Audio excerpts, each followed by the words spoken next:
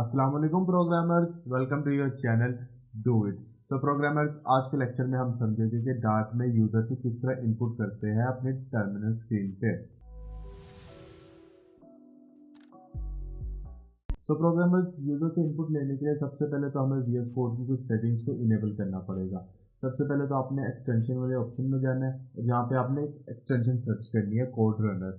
Code runner search करने के बाद प्रोग्रामर्स आपने इसको सिंपली इंस्टॉल कर लेना है। इंस्टॉल करने के बाद आपने इसको क्लोज कर देना है और यहाँ पे नीचे एक सेटिंग का आइकन शो हो रहा होगा, आपने सिंपली इसको क्लिक करना है।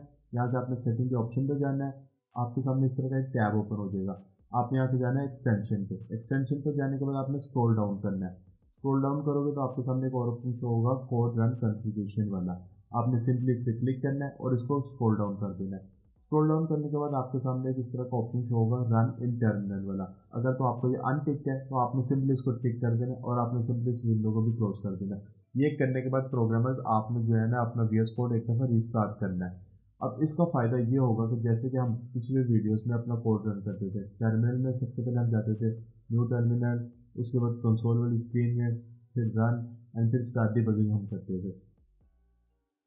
इस तरह करके जो हम अपना कोड रन करते थे ना, अब हमें ये करने की ज़रूरत नहीं पड़ेगी। सिंपली इसको क्लोज करते हैं। आपके सामने राइट साइड पे जो है यहाँ पे प्ले का आइकन शो हो रहा होगा, आपने सिंपली इस बटन पे क्लिक करना है और आपके टर्मिनल वाली स्क्रीन में ही जो है ना आपका प्रोग्राम रन हो जाएगा। अब इसका फ़ायदा ये होगा कि आप यूज़र से भी इनपुट कर सकते हो। अब मैं फ़िलहाल के लिए इसे क्लोज कर देता हूँ। अब देखिए प्रोग्रामर, यूज़र से इनपुट लेने के लिए आपको जो है ना एक लाइब्रेरी को इंपोर्ट करना पड़ेगा अपनी डार्ट फाइल में। अब लाइब्रेरी किस तरह इंपोर्ट करती है? लाइब्रेरी देखिए प्रोग्रामर्स, ये जो वर्ड मेन फंक्शन है ना, इस फंक्शन के बाहर हम लाइब्रेरीज को इंपोर्ट करते हैं। हमारी जितनी भी लाइब्रेरीज होती है ना, वो सारी लाइब्रेरीज हम इस वर्ड मेन फंक्शन के बाहर इंपोर्ट करते हैं। अब लाइब्रेरीज को इंपोर्ट करने के लिए सिंपली आपने यहाँ पे लिखना है इंपोर्ट। इंपोर्ट लिखने के बाद आपने सिंगल कोट्स यूज करना है। सिंगल कोट्स के अंदर आपने लिखना है डार्ट कोलन IO और एंड में जो है ना आपने सेमीकोलन लगा देना है। अब इस लाइब्रेरी का क्या मतलब है, डार्ट IO। अब देखिए प्रोग्रामर, आई का मतलब है कि इनपुट, कि अगर यूजर कोई भी वैल्यू को एंटर करेगा ना तो वो उस वैल्यू को जो है हमारे वेरिएबल के अंदर स्टोर कर देगा।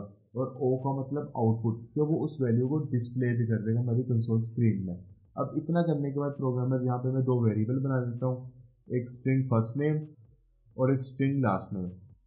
ये करने के बाद प्रोग्रामर्स आपने एक लाइन प्रिंट करनी है, एंटर योर फर्स्ट नेम। इस लाइन के नीचे आपने जो है अपना वेरिएबल का नेम लिखना है जिसके अंदर आप चाहते हो कि यूज़र जो वैल्यू एंटर करे वो स्टोर हो।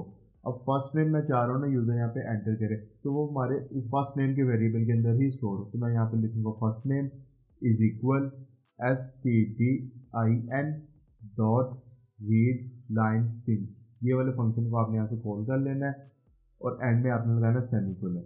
अब सिमिलरली लास्ट नेम के लिए भी मैं इस तरह करूँगा, last name is equal to STDIN dot read line sync वाले फंक्शन को यहाँ पे मैं प्रिंट कर दूंगा और एंड में सेमीकोलन।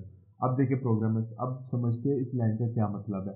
STD का मतलब है कि स्टैंडर्ड, IN का मतलब है इनपुट, मतलब स्टैंडर्ड इनपुट, और रीड लाइन सिंक बेसिकली इस फंक्शन का काम है कि स्ट्रिंग वैल्यू को जो है ना स्टोर करना हमारे वेरिएबल के अंदर। अब देखिए प्रोग्रामर, यहाँ पे हमें एक एरर शो हो रहा है। अब इस एरर को सॉल्व करने के हमारे पास दो मेथड है। एक मेथड ये है कि हम जो है ना फंक्शन के एंड में सेमीकोलन से पहले एक्सक्लेमेशन मार्क को ऐड कर ले, तो देखिए एरर हमारा क्लियर हो चुका है। और दूसरा मेथड ये है कि स्ट्रिंग जो डाटा टाइप है ना उसके साथ हम क्वेश्चन मार्क को ऐड कर ले, तो हमारा एरर क्लियर हो जाएगा। लेकिन इन दोनों के अंदर बहुत डिफरेंस है। अब देखिए प्रोग्रामर, जो मैंने यहाँ पे एक्सक्लेमेटरी मार्क ऐड किया ना, इसका मतलब ये है कि ये नल को कभी भी रिटर्न नहीं करेगा। मतलब कि अगर यूज़र जो है ना किसी ऐप में लॉगिन करेगा और वो ऐप यूज़र से पूछेगी कि यूज़र नेम एंटर करो, तो यूज़र को वो यूज़र नेम एंटर करना पड़ेगा ही पड़ेगा, उसके बगैर उसके पास कोई दूसरा ऑप्शन नहीं होगा। लेकिन अगर मैं यहाँ पे क्वेश्चन मार्क को ऐड कर दूंगा तो ये हमें नल भी रिटर्न कर सकता है। तो इसलिए मतलब कि अगर यूज़र नेम वहाँ पे अपना यूज़र नेम एंटर नहीं करेगा तो ये ऑटोमेटिकली उसकी जगह नल स्टोर कर देगा। तो हम तो नहीं चाहते कि हमारा वहाँ पे नल स्टोर हो, हम तो चाहते हैं कि यूज़र नेम अपना यूज़र नेम ही स्टोर करे। तो इसलिए प्रोग्रामर्स हम एक्सक्लेमेटरी मार्क ही यूज़ करते हैं, ये क्वेश्चन मार्क को हम यूज़ नहीं करते ज़्यादातर। अब देखिए प्रोग्रामर्स, इस कोड को थोड़ा समझते हैं। सबसे पहले तो यहाँ पे मैंने इंपोर्ट किया अपनी लाइब्रेरी, इनपुट आउटपुट में हमें हेल्प करे। उसके बाद एक वर्ड मेन फंक्शन है, उसके अंदर मैंने दो स्ट्रिंग ली है, first name and last name. अब देखिए प्रोग्रामर, इस लाइन का मतलब है कि हम यूज़र को कह रहे हैं कि अपना फर्स्ट नेम एंटर करें। इस लाइन का मतलब है कि जो यूज़र कुछ भी वैल्यू को इनपुट करेगा ना, वो स्टोर कर देगा हमारी फर्स्ट नेम के अंदर। सिमिलरली लास्ट नेम का भी इसी तरह ही है। अब हम इसको डिस्प्ले भी करते हैं, क्योंकि स्टोर तो हम कर देंगे फर्स्ट नेम को फर्स्ट नेम के अंदर, लास्ट नेम को लास्ट नेम के अंदर, लेकिन अब उसको डिस्प्ले भी तो करना है ना कंसोल में। तो हम उसके लिए सिंपली प्रिंट वाला फंक्शन ऐड कर देंगे और इसके अंदर हम लिख देते हैं योर फुल नेम इज। अब वेरिएबल को हमने यहाँ पे ऐड करना है, तो उसके पहले हमने जो है ना डॉलर का साइन ऐड करना है। सबसे पहले फर्स्ट नेम, उसके बाद लास्ट नेम। अब देखिए ये वेरिएबल हमने ऐड करना है ना, इसलिए हमने यहाँ पे डॉलर का साइन यूज किया। अगर हम यहाँ पे डॉलर का साइन यूज नहीं करेंगे ना, तो ये एज इट इज इसी तरह प्रिंट हो जाएगा, your full name is first name last name. लेकिन हम ये नहीं चाहते, हम चाहते हैं कि जो वैल्यू यूजर स्टोर करे ना first name and last name के अंदर, वो यहाँ पे भी प्रिंट हो। इस वजह से हमने यहाँ पे जो है ना वेरिएबल ऐड किया और उससे पहले जो है ना डॉलर का साइन यूज कर लिया, बिकॉज हमने जो है ना ये डबल कोट्स के अंदर वेरिएबल को डाला है, दैट्स वाई। अभी हम यहाँ से प्ले बटन को प्रेस करके अपना कोड रन करते हैं। Enter your first name.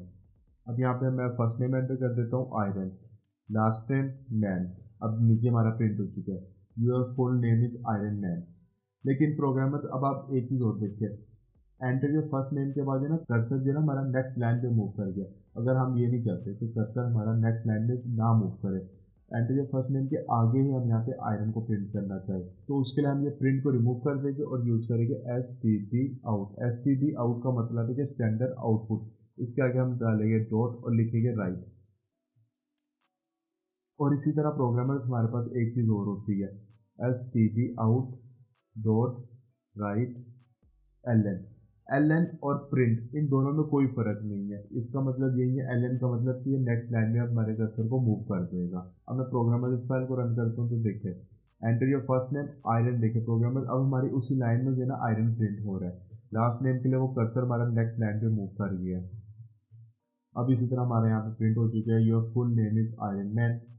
अभी देखिए प्रोग्रामर फर्स्ट नेम भी हमने ले लिया, लास्ट नेम भी ले लिया। अब मैं इंटीजर और डबल डाटा टाइप का भी वैल्यू को स्टोर करना बताता हूँ। आपने यहाँ पे लिखना है इंट एज, और डबल में मैं कुछ भी ले लेता हूँ, परसेंटेज ले लेता हूँ।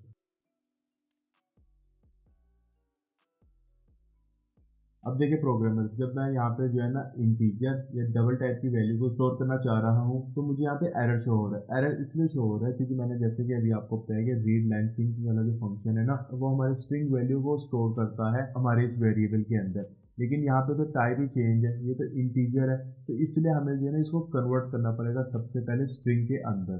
तो उसके लिए हम इसको सबसे पहले यहाँ से रिमूव करते हैं, और इंटीजर को स्ट्रिंग में कन्वर्ट करने के लिए हमारे पास एक फंक्शन होता है, हम सबसे पहले कॉल करेंगे।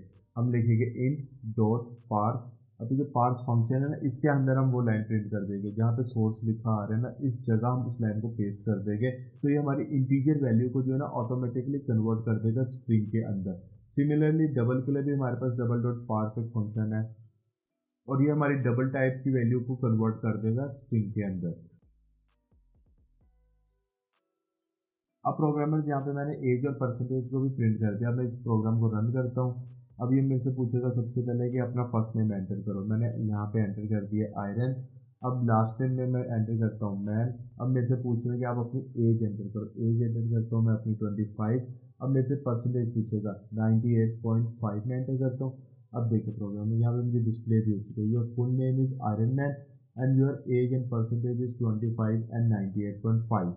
तो that is for today programmers. उम्मीद है आपको इस लेक्चर की समझ आ गई होगी। अगर तो वीडियो अच्छी लगी तो वीडियो को लाइक कर देना, चैनल को सब्सक्राइब कर देना, और अगर आपको किसी कंसेप्ट की समझ नहीं आई तो आप मुझसे कमेंट सेक्शन में भी पूछ सकते हो। तो फिर मिलते हैं एक नेक्स्ट लेक्चर में नए टॉपिक के साथ।